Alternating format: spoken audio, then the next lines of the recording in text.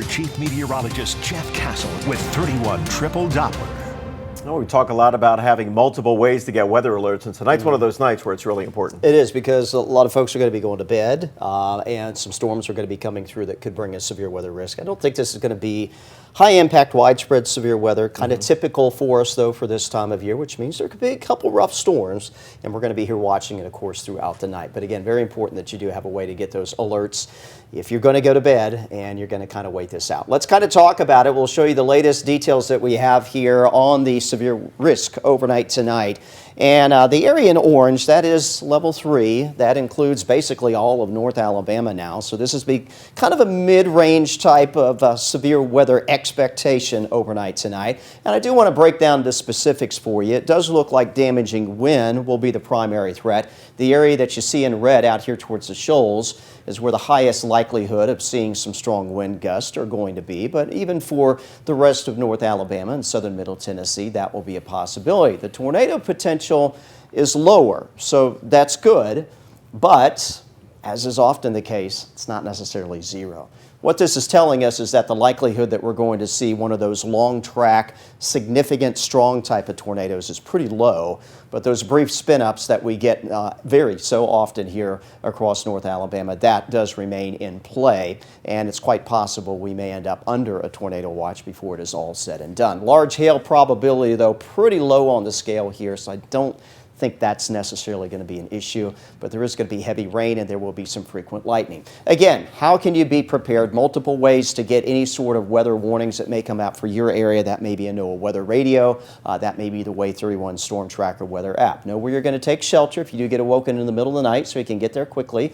Make sure your devices are all charged up and continue to check back with us for updates. I'm not going anywhere. We'll be awaiting the storms coming on in, and then meteorologist Amber Kulik will be in to take you through the remainder of the morning. We'll keep you updated as necessary here on air, but also on social media, on the Way 31 Storm Tracker weather app, and also on our website, waytv.com. So lots of ways you can continue to check in with us overnight tonight just to see what the latest is going on. Again, right now, 31 Triple Doppler, quiet. We're awaiting the storm activity. There is a tornado watch that goes until 3 a.m. for southern Tennessee along and west of I-65.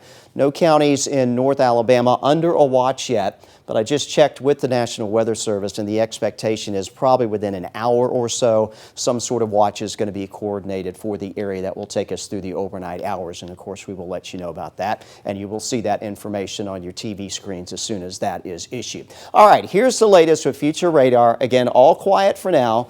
All the storm activity back along I-40, about as close to us as Jackson, Tennessee. We'll put things into motion here in the next couple of hours. Through the midnight hour, most everything should lie just outside of our coverage area. But after that, it starts moving in. Here's 2 o'clock in the morning. Some stronger storms moving through perhaps Colbert, Lauderdale County at that point in time out towards the shoals. Everything will continue to spread towards I-65 through 4 o'clock in the morning. Maybe delayed a little bit over here into Sand Mountain as we pick up a secondary wave of some rain and stronger thunderstorm activity late tonight. So even at 6 o'clock in the morning, we may still be dealing with some strong storms out here just a little west of I-65, maybe towards the Huntsville area. And then all that does work its way into Sand Mountain eventually. By the time we hit 7, 8 o'clock in the morning, still could be the possibility for a strong storm in the mix. That moves out by 10 a.m. with just some lingering showers still possible through, we'll say, early afternoon on your Monday. Not expecting any of this activity to be severe, and we will dry things out at least briefly for your Tuesday before more active weather comes in for the second half of the week. These are your numbers tonight in the 60s. Tomorrow, that's where we'll stay. Rain chances highest through 10 o'clock in the morning, then they'll start to drop off into the afternoon. We kick the winds around to the northwest behind a cold front, so that does mean lower temperatures than we have seen, with most of us sitting somewhere in the mid to upper 60s tomorrow. Again, 31 alert day continues late tonight through early on Monday morning. We get a break Tuesday back into the 70s. Enjoy that. And then look at the middle to latter part of the week. Warmth is going to be one thing that we're talking about, but we will have to keep an eye on more storm activity, especially coming in a little bit later on into the week.